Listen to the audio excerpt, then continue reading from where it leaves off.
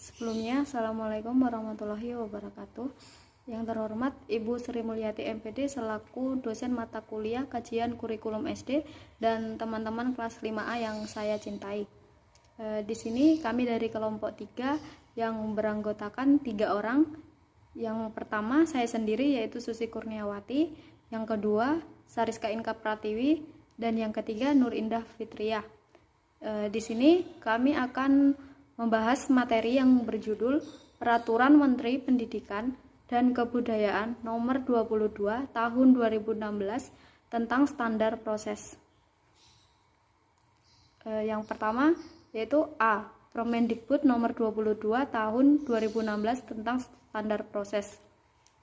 Berdasarkan pasal 1 Permendikbud Nomor 22 Tahun 2016 tentang standar proses pendidikan dasar dan menengah, dinyatakan bahwa yang pertama, standar proses pendidikan dasar dan menengah, selanjutnya disebut standar proses, merupakan kriteria mengenai pelaksanaan pembelajaran pada satuan pendidikan dasar dan satuan pendidikan dasar menengah untuk mencapai kompetensi lulusan.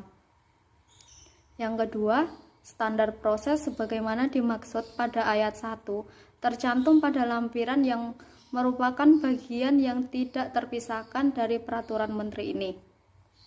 Berdasarkan pasal 2 Permendikbud Nomor 22 Tahun 2016 tentang standar proses pendidikan dasar dan menengah, dinyatakan bahwa pada saat peraturan menteri ini mulai berlaku, Peraturan Menteri Pendidikan Nasional Nomor 65 Tahun 2013 tentang standar proses untuk satuan pendidikan dasar dan menengah dicabut dan dinyatakan tidak berlaku.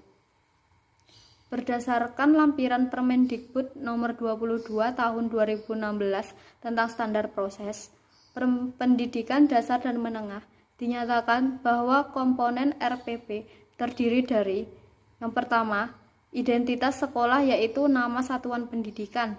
Yang kedua, identitas mata pelajaran atau tema atau subtema.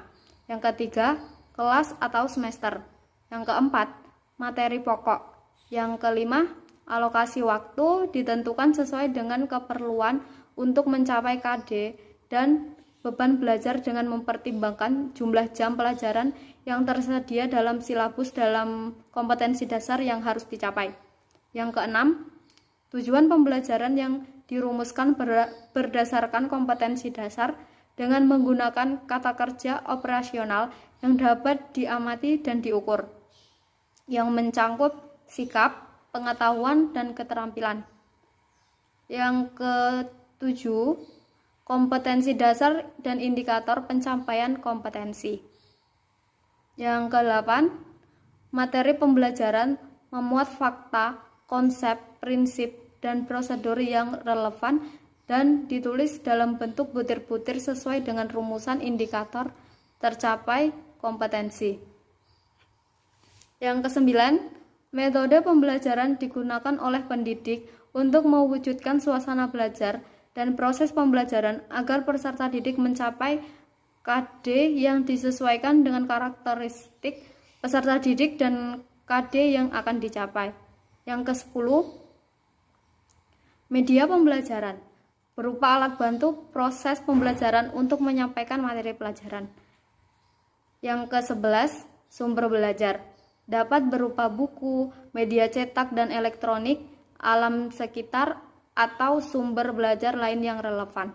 Yang ke-12, langkah-langkah pembelajaran dilakukan melalui tahapan pendahuluan, inti dan penutup, dan penilaian hasil pembelajaran. Yang selanjutnya yaitu yang B, prinsip-prinsip pembelajaran. Sesuai dengan standar kompetensi lulusan dan standar isi, maka prinsip pembelajaran yang digunakan yaitu yang pertama, dari peserta didik diberitahu menuju peserta didik mencari tahu. Yang kedua, dari guru sebagai satu-satunya sumber belajar menjadi belajar berbasis aneka sumber belajar. Yang ketiga, dari pendekatan tekstual menuju proses sebagai penguatan penggunaan pendekatan ilmiah. Yang keempat, dari pembelajaran berbasis konten menuju pembelajaran berbasis kompetensi. Yang kelima, dari pembelajaran parsial menuju pembelajaran terpadu. Yang keenam, dari pembelajaran yang menekankan jawaban tunggal menuju pembelajaran dengan jawaban yang kebenarannya multidimensi. Yang ketujuh, dari pembelajaran verbalisme menuju keterampilan aplikatif. Yang kedelapan, peningkatan dan keseimbangan antara keterampilan fisik dan keterampilan mental. Yang kesembilan, pembelajaran yang mengutamakan pembudayaan dan pemberdayaan peserta didik sebagai pembelajaran sepanjang hayat. Yang kesepuluh, pembelajaran yang menerapkan nilai-nilai dengan memberi keteladanan atau ing ngarsa sung tulodo, membangun kemauan ing madya mangun karso, dan mengembangkan kreativitas peserta didik dalam proses pembelajaran atau tuturi handayani. Yang kesebelas, pembelajaran yang berlangsung di rumah, di sekolah, dan di masyarakat. Yang ke-12, pembelajaran yang menerapkan prinsip bahwa siapa saja adalah guru, siapa saja adalah peserta didik, dan di mana saja adalah kelas. Yang ke-13, pemanfaatan teknologi informasi dan komunikasi untuk meningkatkan efisiensi dan efektivitas pembelajaran. Dan yang ke-14 yaitu pengakuan atas perbedaan individual dan latar belakang budaya peserta didik. Yang C, karakteristik pembelajaran. Karakteristik pembelajaran pada setiap satuan pendidikan terkait erat pada standar kompetensi lulusan dan standar isi. Standar kompetensi lulusan memberikan kerangka konseptual tentang sasaran pembelajaran yang harus dicapai. Standar isi memberikan kerangka konseptual tentang kegiatan belajar dan pembelajaran yang ditunjukkan dari tingkat kompetensi dan ruang lingkup materi. Sesuai dengan standar kompetensi lulusan, sasaran pembelajaran mencakup pengembangan ranah sikap, pengetahuan, dan keterampilan yang dielaborasi untuk setiap satuan pendidikan. Ketiga ranah kompetensi tersebut memiliki lintasan perolehan psikologis yang berbeda. Berdasarkan standar kompetensi lulusan dan standar isi pula, maka karakteristik proses pembelajaran disesuaikan dengan karakteristik kompetensi. Pembelajaran tematik terpadu di SD, MI, SDLB, atau paket A disesuaikan dengan tingkat perkembangan peserta didik. Karakteristik pembelajaran tematik pada terpadu di SMP atau MTS atau SMPLB atau paket B disesuaikan dengan tingkat perkembangan peserta didik.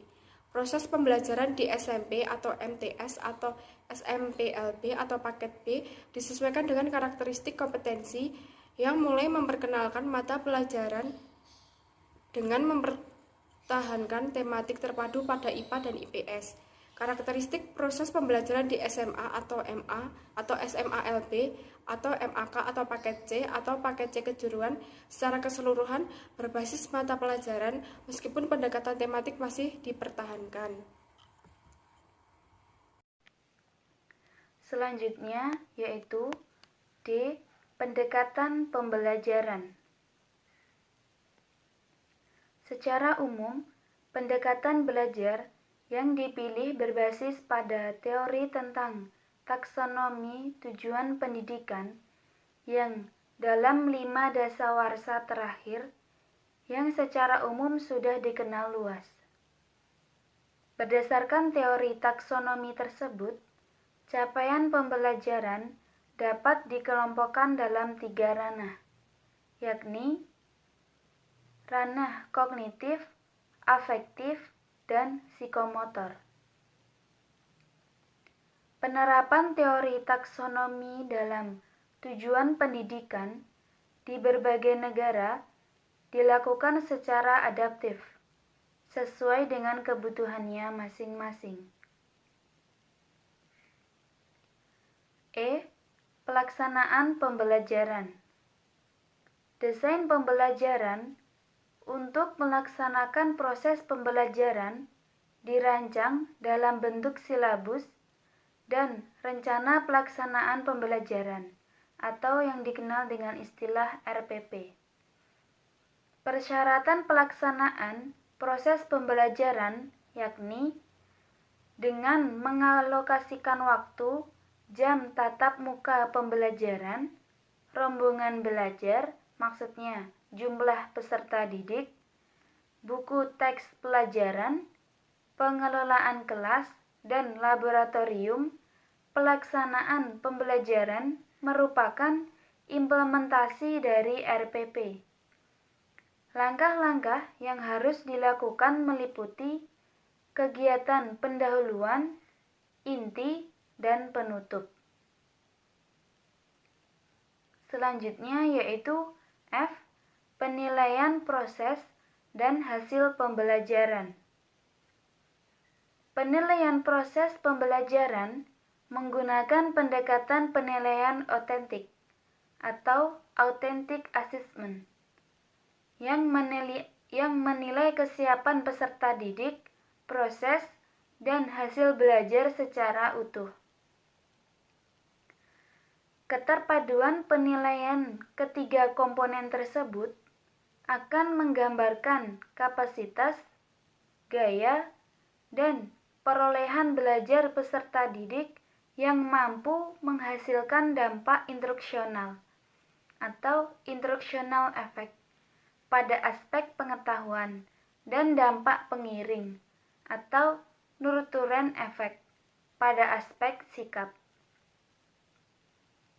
Hasil penilaian otentik digunakan guru untuk merencanakan program perbaikan atau remedial pembelajaran, pengayaan, enrichment, atau pelayanan konseling. Selain itu, hasil penilaian otentik digunakan sebagai bahan untuk memperbaiki proses pembelajaran sesuai dengan standar penilaian pendidikan. Yang terakhir yaitu G. Pengawasan proses pembelajaran. Pengawasan proses pembelajaran dilakukan melalui kegiatan pemantauan, supervisi, evaluasi, pelaporan, serta tindak lanjut secara berkala dan berkelanjutan. Pengawasan proses pembelajaran dilakukan oleh Kepala Satuan Pendidikan dan Pengawas. Kesimpulan yaitu standar proses merupakan suatu kriteria yang mengenai pelaksanaan pembelajaran pada satuan pendidikan untuk mencapai standar kompetensi lulusan.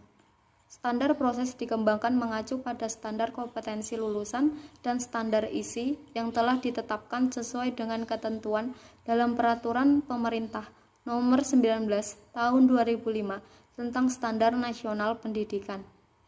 Sebagaimana telah diubah dengan Peraturan Pemerintah Nomor 32 Tahun 2013 tentang perubahan atas Peraturan Pemerintah Nomor 19 Tahun 2005 tentang Standar Nasional Pendidikan. Standar proses satuan pendidikan mencangkup tentang perencanaan proses pembelajaran, pelaksanaan pembelajaran, penilaian hasil pembelajaran, dan pengawasan proses pembelajaran. Adapun karakteristik proses pembelajaran di SMA, MA, SMALB, SMK, MAK, paket C. Paket C kejuruan secara keseluruhan berbasis mata pelajaran, meskipun pendekatan tematik masih dipertahankan. Secara umum, pendekatan belajar pada proses pembelajaran yang dipilih berbasis pada teori tentang taksonomi yang capaian pembelajaran dapat dikelompokkan dalam 3, yaitu ranah kognitif, afektif, dan psikomotor. Sekian presentasi dari kami. Kurang lebihnya kami mohon maaf. Wassalamualaikum warahmatullahi wabarakatuh.